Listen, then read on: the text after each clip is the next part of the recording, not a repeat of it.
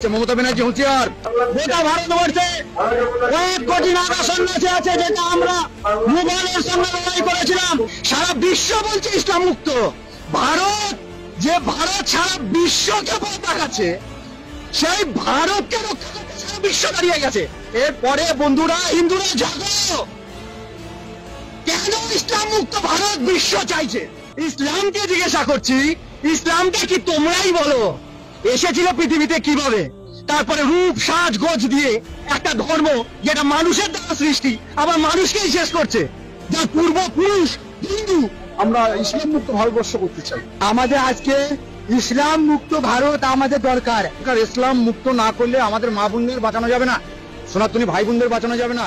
ইসলামটা কে খায় না মাথায় দেয় না ফুটবল খেলে, কি আমি ওটাই জানতে পারলাম না। ইসলামটা কি?